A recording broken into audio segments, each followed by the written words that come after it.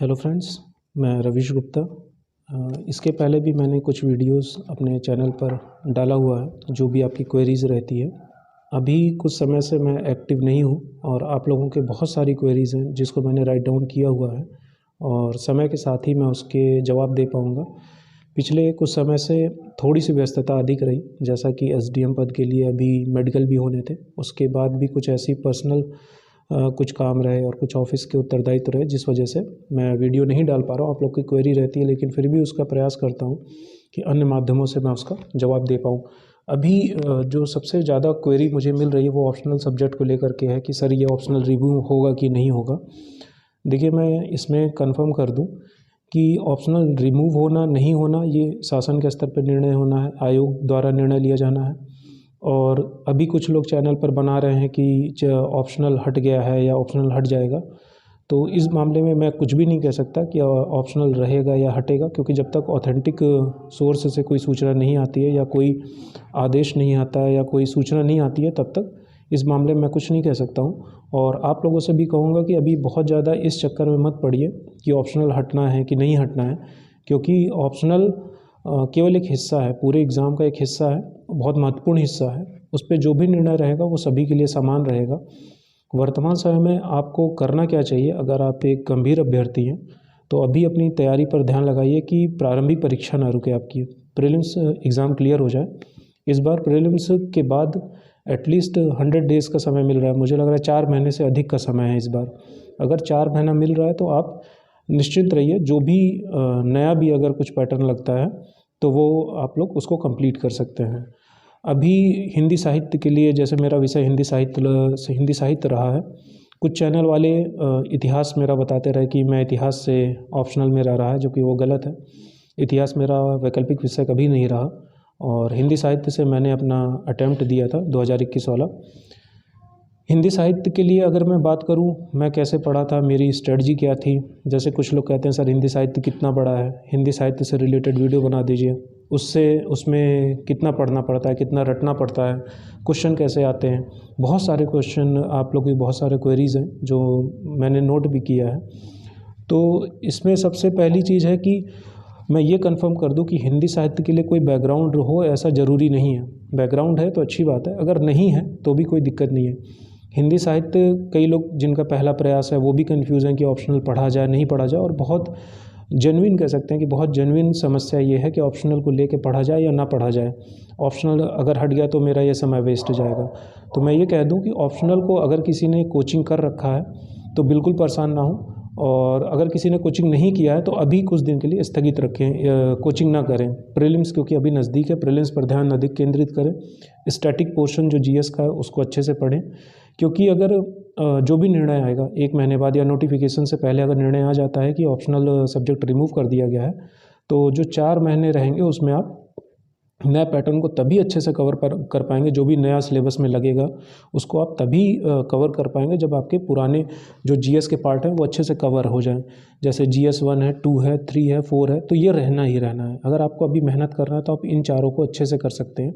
और मैंने पहले भी वीडियो बनाया कि 4-5 सेगमेंट ऐसे हैं जिसको अगर आप अच्छे से कवर कर लेते हैं तो प्रीलिम्स में तो रहेगा ही उसका महत्व, और मेंस में भी आप पे बोझ कम रहेगा। अगर आप पेपर 1, 2, 3, 4 में कुछ ऐसे सेगमेंट जो कॉमन है प्रीलिम्स में, जैसे हिस्ट्री है, इन्वायरमेंट है, पॉलिटी है, ज्योग्राफी है, जो प्रीलिम्स में तो आपको रोल है ही, मेंस में भी उतना ही रोल है उनका, तो अभी आप उनको पढ़ते रहें। और रही बात वैकल्पिक विषय की, तो मैं ये कहूँगा कि अब वैकल्पिक विषय का समय भी नहीं है कि आप नई कोचिंग ज्वाइन कर लें। जिनको ये अटैम्प्ट देना है, नेक्स्ट अटैम्प्ट वालों के लिए मैं बात नहीं कर रहा हूँ, जिनको 2023 का अटैम्प्ट देना है वो इस चिंता से बिल्कुल मुक्त रहें कि अगर वैकल्पिक विषय रहता है, नहीं रहता तो क्या होगा। जिनका ये सीरियस अटैम्प्ट है तो वो अपने बाकी सब्जेक्ट्स को अच्छे से पढ़ें। ये वीडियो मेरा फोकस रहने वाला है हिंदी साहित्य के लिए। जो लोग हिंदी साहित्य पढ़ चुके हैं या जिन्होंने एक बार कोचिंग कर ली है, तो उनके लिए बहुत सारे क्वेश्चन मेरे पास आए कि हिंदी साहित्य को पढ़ा कैसे जाए, सोर्स क्या हो, आपने तैयारी कैसे की थी। तो ये वीडियो मेरा उस पर रहने वाला है। हिंदी साहित्य के लिए मैं बताना चाहूँगा कि जैसे जिन्होंने भी कोचिंग कर रखी है या एक बार पढ़ रखा है, खुद से पढ़ रखा है, उन्हें पता है पेपर 1 और पेपर 2 में ये पोर्शन डिवाइड है। लेकिन अगर आप देखेंगे इसको ध्यान से तो बहुत बाइफरकेट नहीं है, जैसे कि सोशियोलॉजी में हो सकता है या पबेड में हो सकता है, जिसको हम पेपर 1 पेपर 2 को डिवाइड करके देख सकते हैं। लेकिन इसमें जब आप पेपर 1 पेपर 2 देखते हैं तो बहुत सारी चीज़ें ऐसी लगती हैं, सिमिलर सी लगती हैं और हम हमेशा कन्फ्यूज़ रहते हैं। तो पहली चीज़ तो सिलेबस को आप अच्छे से समझ लें कि पेपर 1 में क्या है, पेपर 2 में क्या है। कवि वाला खंड किससे होता है, व्याख्या का खंड किसमें पूछा जाता है, क्या पेपर 1 और पेपर 2 को समायोजित करके पढ़ा जा सकता है, क्या इसमें इंटरलिंकिंग की जा सकती है। इस तरीके से पहले आप अपने सिलेबस को डिफ़ाइन कर लें। पेपर 1 में अगर हिंदी साहित्य का इतिहास है, उसमें आदिकाल है, भक्ति काल है, रीतिकाल है, तो उसको पेपर 2 में उसी से संबंधित कवि हैं। यूपी पीसीएस को लेकर के मैं स्पेशली बता रहा हूँ, ना कि यूपीएससी को। यूपी पीसीएस में देखेंगे पेपर 2 में 11 कवि हैं। 11 कवि वही कवि हैं जो हिंदी साहित्य के इतिहास में अगर आप काल विभाजन करेंगे तो वो कवि किसी न किसी काल से ही संबंधित है। जैसे भक्ति काल में आप देखेंगे तो सूरदास हैं, तुलसीदास हैं। इस तरीके से ही सारे कवियों का विभाजन है। आपको पढ़ना कैसे, मटेरियल क्या हो। मटेरियल के लिए मेरा जो सबसे बेस मटेरियल था वो था दृष्टि का प्रिंटेड मटेरियल, जो आपको आसानी से मिल सकता है मार्केट से। आपने कोचिंग की हो नहीं की हो उससे बहुत फ़र्क नहीं पड़ता, वो आप प्रिंटेड मटेरियल दृष्टि का खरीद सकते हैं। लेकिन अब सबसे बड़ी बात आती है कि उस मटेरियल इतना लेंदी है कि उसको पढ़ना कैसे यूपी के पर्सपेक्टिव से। क्योंकि जब यूपीएससी की बात करते हैं तो वहाँ पर अगर 100% है तो यूपी पीसीएस मुझे हमेशा से उसका आधा लगा है। कई कारण थे, जैसे व्याख्या अगर उसमें 5 आ रहे हैं तो कंपलसरी होता है यूपीएससी में कि आपको करना ही है, और वो बहुत वास्ट होते हैं और उसका मुझे लगता है कि रिपीट भी कम होते हैं वहाँ पर। लेकिन यूपी पीसीएस में वही बात करें तो आपको 4 मिलेगा, जिसमें से आपको 2 करना होगा, और वो 2 भी ऐसे होते हैं कि अगर आपने पिछले 10 साल के पेपर को अच्छे से एनालिसिस किया है व्याख्या वाले खंड को, तो आप उसमें से 2 व्याख्या एज इट इज़ आपको मिल जाएगी। अगर आपने प्रैक्टिस कर रखी है तो आपको सिर्फ ये होता है कि पेपर एक तरह से आउट होता है व्याख्या वाले खंड में, आप उसको अच्छे से लिख सकते हैं। तो पहला बिंदु मैं ये बताऊंगा कि मटेरियल में सबसे बेस है दृष्टि आईएएस का, दृष्टि के जो कोचिंग है उसका मटेरियल, प्रिंटेड मटेरियल, वो आप ले लें। और उसको पढ़ना कैसे है उसका तरीका जान लें। पढ़ना कैसे है, जैसे मैं कुछ उदाहरण देता हूँ, आप वही सारे चैप्टर में वही तरीका अपना सकते हैं। जैसे कि दृष्टि आईएएस में आप देखेंगे कि राम की शक्ति पूजा एक चैप्टर दे रखा है। राम की शक्ति पूजा सिलेबस में भी हमारे पास है, जो निराला जी की रचना है। जब आप राम की शक्ति पूजा चैप्टर को आप पढ़ेंगे तो उसमें एक प्रश्न आता है, यूपी पीसीएस में अक्सर पूछते हैं, निराला का आत्मसंघर्ष और राम की शक्ति पूजा। तो निराला का आत्मसंघर्ष एक टॉपिक है जो कि दृष्टि में बहुत अच्छे से और बहुत डिटेल में दिया हुआ है। आप उसमें देखेंगे 2016 में और 2019 में पीसीएस में क्वेश्चन भी आया हुआ है निराला का आत्मसंघर्ष। शब्दों का शब्द इधर उधर हो सकते हैं प्रश्न में, लेकिन अगर आप प्रश्न का मूल समझ लेंगे, उस प्रिंटेड नोट्स से अगर उसका मूल समझ लेंगे तो आप इसका उत्तर आसानी से लिख पाएंगे। तो पढ़ना किस तरीके से, जैसे आपने निराला की रचना देख रहे हैं राम की शक्ति पूजा, तो राम की शक्ति पूजा जब आप पढ़ेंगे तो दृष्टि में वो हेडिंग में उन्होंने नोट्स को बनाया हुआ है और बहुत बेहतरीन नोट्स है। सारे टॉपिक को, सारे एंगल को, जितने प्रश्न बन सकते हैं उन्होंने यूपीएससी के लहजे से उसको कवर किया उस नोट्स को। तो उसमें से हमको वो टॉपिक पे टिक कर लेना जो मोस्ट इंपॉर्टेंट है। सबसे पहली स्टडी आपकी इस तरीके से होगी, अगर आप स्टेट पीसीएस फोकस कर रहे हैं, उन टॉपिक को आप टिक लगा लें। जैसे राम की शक्ति पूजा जब आप पढ़ने चलेंगे उसमें 8-10 हेडिंग आपको मिलेंगी, लेकिन क्या वो 8-10 हेडिंग पढ़नी है, आपको अच्छे से पढ़नी है, आपकी ऊपर है कि आप पूरा पढ़ लें। लेकिन हमको ये तो पता होना चाहिए कि उस मटेरियल में मोस्ट इंपॉर्टेंट क्या है और यूपी पीसीएस के लहजे से क्या महत्वपूर्ण है। जैसे आप निराला का आत्मसंघर्ष है हेडिंग, आप उसको टिक कर लीजिए। 2016 और 19 में उससे प्रश्न बने हैं। एक प्रश्न बनता है कि राम की शक्ति पूजा महाकाव्यात्मक औदात्य से संपन्न एक लंबी कविता है। तो जब हमको पता है कि इस 8 हेडिंग या 9 हेडिंग में से ये 2 प्रश्न बन रहे हैं, जैसे 2017 में, 18 में, 2020 में भाषा थोड़े बदल के प्रश्न पूछ लिए थे, लेकिन रहता यही है।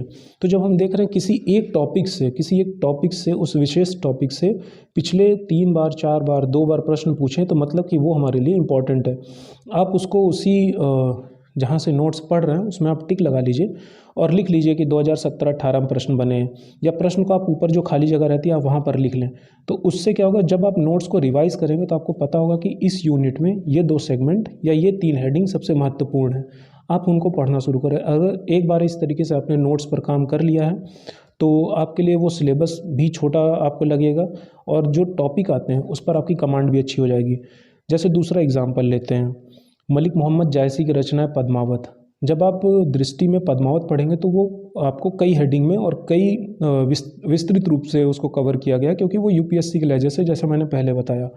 अगर आप स्टेट पीसीएस पर फोकस कर रहे हैं तो सबसे पहले आप देखेंगे पद्मावत अनियोक्ति है या समासोक्ति, 2016 में प्रश्न बना हुआ है। तो उस पर आपको क्या करना है, 2016 प्रश्न बना हुआ है, देखिए क्या उसमें ये टॉपिक कवर है, अनियोक्ति है या समासोक्ति। उसमें आपको ये टॉपिक मिल जाएगा, उसको आप टिक कर लीजिए। 16 वाला प्रश्न एज इट इज़ उसके बुक के ऊपर लिख लीजिए। फिर दूसरा आप देखेंगे कि नागमती का विरह वर्णन, बहुत महत्वपूर्ण टॉपिक है, 2013 में भी प्रश्न है, 2015 में भी आए। तो जैसे ही जब आप पढ़ने जाएंगे तो आपको पता चल जाएगा कि इसमें ये 2-3 सेगमेंट ऐसा है जिससे प्रश्न लगातार आयोग पूछता है और महत्वपूर्ण भी है। तो आप उसको लिख करके अति महत्वपूर्ण कर लेंगे। इसी तरीके से 11 कवि हैं, 11 कवि पर आपको वो सेगमेंट को टिक कर लेना है जिससे प्रश्न आयोग लगातार पूछ रहा है, क्योंकि कुछ उसमें हेडिंग ऐसी हैं दृष्टि के मटेरियल में जिस पे आयोग प्रश्न नहीं पूछ रहा है, यूपी पीसीएस प्रश्न नहीं पूछ रहा और उसको आप छोड़ भी सकते हैं।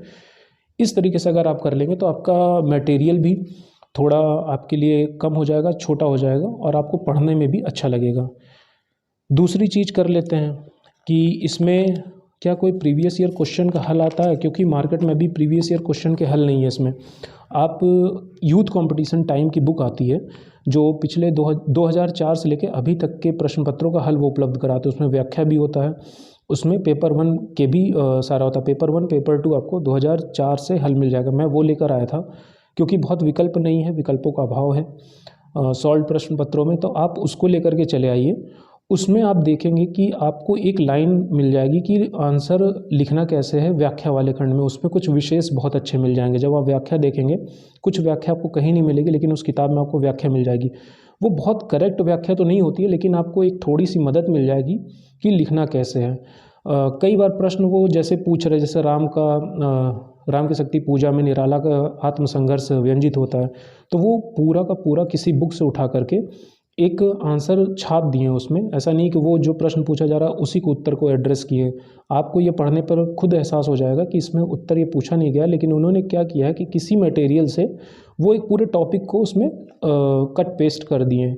लेकिन उसको जब आप पढ़ेंगे तो आपको एक अच्छे शब्द आपको मिलेंगे, आपका जो शब्द भंडार है वो भी मजबूत होगा और उसको आप रख लें। उससे आप पढ़ना स्टार्ट करें। व्याख्या वाले क्वेश्चन को आप उससे सॉल्व करना शुरू करें। पिछले 2-3 सालों के प्रश्नों को आप उससे सॉल्व करना शुरू करें।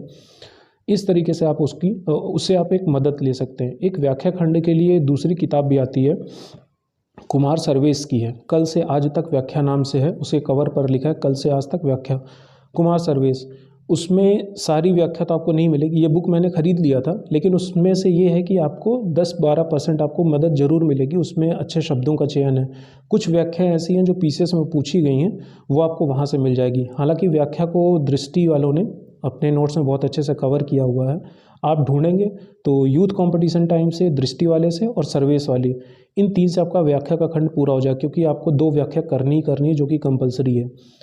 तो 80 मार्क्स की बात है तो उसको आप इन तीनों से कवर कर सकते हैं। चौथी चीज़ है कि अभी क्या करें, अभी कर क्या सकते हैं। जैसे कि प्रीलिम्स पास आ रहा है तो अभी करना क्या चाहिए। अभी आप ये कर सकते हैं कि हिंदी साहित्य अगर आपने लिया है या नहीं लिया, या आपने पढ़ा है या नहीं पढ़ा है, आप उसकी जो बेसिक बुक है आप उसको अपने पास रख लीजिए। जैसे गोदान है, मैला आंचल है, स्कंदगुप्त है, या उसकी कहानियाँ हैं, जैसे प्रेम मंजूषा मैंने लिया था, तो उस कहानियों को आप इंटरनेट से पढ़ सकते हैं। मैंने इंटरनेट से ही उसको कवर किया था और उसकी नोट्स भी मैंने बना लिया था। इस तरीके से आप उन किताबों को ले आएँ जो मूल किताबें हैं, स्कंदगुप्त है या गोदान है, मैला आंचल है, इन किताबों को अपने पास रख लें और खाली समय में पढ़ना स्टार्ट करें। इनको पढ़ना कैसे है, प्रीवियस ईयर क्वेश्चन को आप देख लें एक बार 10 सालों के व्याख्या को, कि गोदान की जो व्याख्या आई है, मान लीजिए पिछले 10 सालों में 7 बार गोदान से कोई व्याख्या बन रही है, तो उन 7 व्याख्या को एक बार आप पढ़ लें। उसको पढ़ने के बाद ही आप किताब को पढ़ना स्टार्ट करें, क्योंकि अगर आप व्याख्या पढ़े रहेंगे तो आपको जो प्रश्न पढ़े रहेंगे उसको जब आप किताब पढ़ेंगे तो जैसे ही वो हेडिंग आएगा आप उसको अंडरलाइन कर लेंगे और उसका रेफरेंस भी आपको समझ में आने लगेगा कि उसका संदर्भ क्या है। तो व्याख्या जब भविष्य में आप हल करेंगे तो उससे आपको बहुत मदद मिलने वाली है। एक चीज़ आपको और बताऊंगा कि दृष्टि वेबसाइट है, दृष्टि वेबसाइट पे उन्होंने कुछ प्रश्नों को डाल रखा है हिंदी साहित्य से संबंधित है। हिंदी साहित्य वाले खंड में जब आप उसको सर्च करेंगे दृष्टि की वेबसाइट में, आपको हिंदी साहित्य के 300-350 प्रश्न का संकलन है।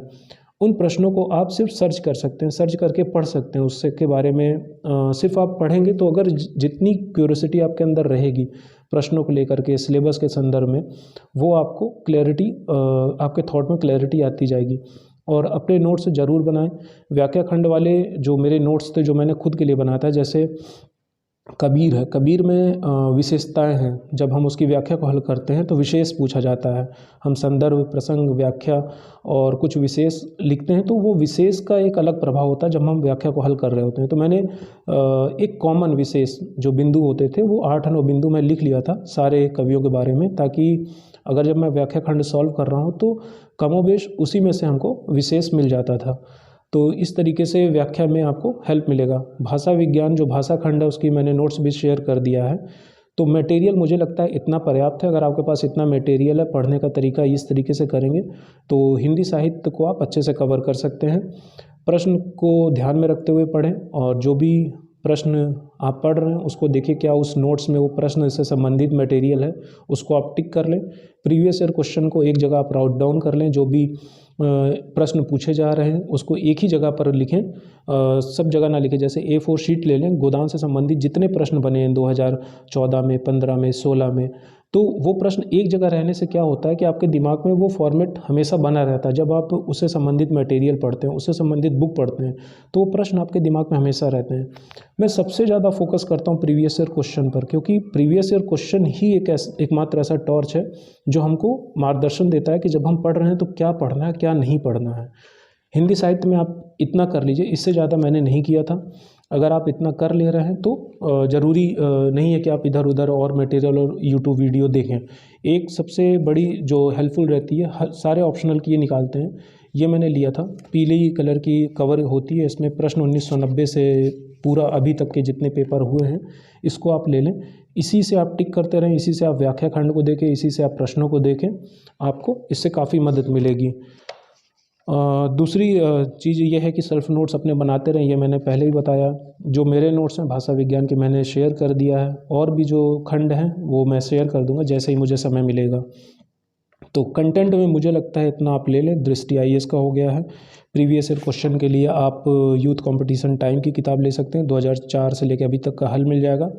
हिंदी कविता कुमार सर्वेश की आती, कल से आज तक व्याख्या खंड, और बेसिक बुक सारी, गोदान है, मैला आंचल है, स्कंदगुप्त है, कहानी है। कहानी आप इंटरनेट से पढ़ लें, इंटरनेट से ही नोट्स बना लें, मैं अपनी नोट्स भी शेयर कर दूंगा। तो इतना कर लें। तो मटेरियल में ये है। और इसमें 2-3 जो रैंडम प्रश्न मुझसे कुछ लोगों ने पूछा है कि क्या हिंदी साहित्य में रटना पड़ता है, ऐसा कुछ नहीं है।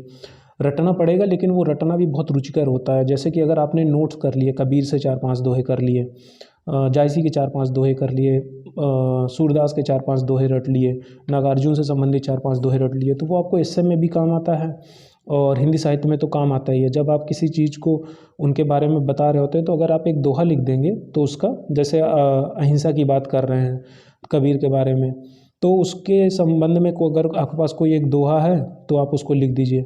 तो यही तरीका है बस दोहा रटने का। ऐसा नहीं कि आपको पूरी किताब रटनी पड़ेगी या पूरा नोट्स रटना पड़ेगा। हाँ, आपकी अभिव्यक्ति कौशल अच्छा होना चाहिए। अगर आपके मात्रात्मक गलतियाँ हो रही है तो वो अच्छा, मैं हिंदी साहित्य में मात्रात्मक अशुद्धियाँ कम हो, पठनीय लेख हो, तो कोई दिक्कत नहीं है हिंदी साहित्य में। दूसरा प्रश्न था कि मेरा बैकग्राउंड नहीं है, तो मेरा भी बैकग्राउंड नहीं था हिंदी साहित्य का। मैंने जो मटेरियल था मैंने उसको लेके पढ़ा। हाँ, दृष्टि से मैंने कोचिंग नहीं किया है। उनके मटेरियल को मैंने बहुत अच्छे से यूज़ किया है, उनके वेबसाइट को मैंने बहुत अच्छे से यूज़ किया है। उनके प्रीवियस ईयर कुछ टॉपर्स थे, उनकी बुक कॉपी को भी मैंने डाउनलोड करके देखा है कि किस तरीके से वो लिखते थे। मार्क्स कैसे मिलते हैं, क्या मैं ले सकता हूँ, मार्क्स कैसे आ रहे हैं, तो मैं ये कहूँगा कि मार्क्स किसी विषय में, अंक किसी विषय से मैं नहीं कहूँगा, कोई दावा करूँगा कि आप ज्योग्राफी ले लें, हिंदी साहित्य ले लें। सिर्फ एक कॉमन समझ होती है कि अगर आप प्रीवियस ईयर क्वेश्चन आपको समझ में आ रहा है, अगर आपका थोड़ा बैकग्राउंड है, आपकी रुचि है, तो आप ले सकते हैं। ये कोई भी निर्धारित नहीं कर सकता कि इस बार आप ले लेंगे तो आपके 280 आ जाएंगे। ऐसे हज़ारों उदाहरण पड़े हैं जिनका 280 और 290 अंक आए और अगले ही साल उनका घट के 210 हो गया। या कई लोगों का ऐसा है जो 180 पाए थे और अगले ही साल बढ़ के उनका 240 हो गया। तो इसको कोई नहीं समझ सकता कि कब आपका बढ़ेगा, कब आपका घटेगा। ऑप्शनल अगर हट जाता है तो मुझे लगता है कि ये हिंदी माध्यम के लिए फेवर में भी रहेगा, लेकिन चुनौती अब बनी उतनी ही रहेगी। भले लोग कह रहे हैं कि ऑप्शनल हट जाए, क्योंकि जब तक स्केलिंग होती थी लोग कहते थे स्केलिंग को हटा दिया जाए। बिल्कुल सही था, मैं भी उस समय था तो मुझे लगता था स्केलिंग नहीं होनी चाहिए। अब स्केलिंग नहीं हो रही है तो हमें लगता है कि नहीं, स्केलिंग होनी चाहिए। तो इसका सबसे अच्छा हल मुझे लगता है ठीक है, ऑप्शनल रिमूव कर दिया जाए।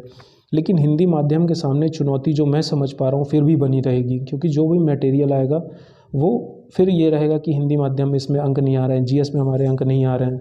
तो इसके लिए उभरने के लिए आपको अपना जीएस वाला सेगमेंट अच्छा करना ही पड़ेगा। अभी नहीं करेंगे, बाद में करना पड़ेगा।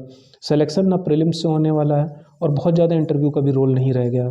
मैं सिलेक्शन की बात कर रहा हूँ, टॉप के पद की बात नहीं कर रहा हूँ। सिलेक्शन के लिए आप अगर मेंस आपका अच्छा हो जाता है तो चयन आपका निश्चित हो जाएगा।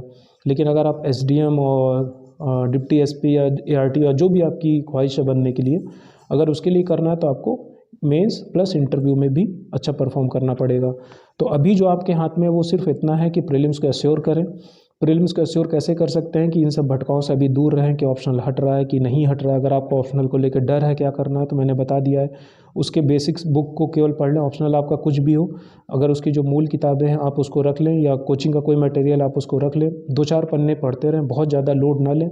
आपका बाकी सेगमेंट अगर कंप्लीट है, जीएस में अगर आपने सारे बड़े सेगमेंट कंप्लीट कर रखे हैं तो प्रीलिम्स के बाद दिक्कत नहीं होने वाली। 4 महीना बहुत बड़ा समय होता है। हमें पढ़ना कैसे, कितने घंटे पढ़ने, जैसे मैं एक अगले वीडियो में बनाऊंगा और बहुत महत्वपूर्ण वीडियो रहेगा। जिस तरीके से लोग कहते हैं मैं 9 घंटा पढ़ता हूँ, मैं 10 घंटा पढ़ता हूँ या पढ़ती हूँ, तो मैं बताऊंगा कि क्या वो एक्चुअल में आप 10 घंटे पढ़ रहे हैं, क्या आउटपुट आपको 10 घंटे वाला मिल रहा है। कई क्वेश्चन है कि जॉब में मैं हूँ, किस तरीके से करूँ, 5 घंटे मिल रहे हैं, 4 घंटे मिल रहे हैं, तो इसके लिए मैं फिर कभी वीडियो बना दूंगा। लेकिन ऑप्शनल के लिए मेरा अभी इतना ही वीडियो है कि आप लोग अपनी तैयारी करें। एक चीज़ और है कि भाषा खंड को और कितना दिया जाए। जैसे कि मैं भाषा खंड से ही 3 प्रश्न हल करता था, पूछा कैसे भी जाए, लेकिन 3 प्रश्न मैं भाषा खंड से ही करता था, क्योंकि मुझे लगता था कि मटेरियल कम है, इसमें पढ़ना कम है, रटना ज़्यादा है।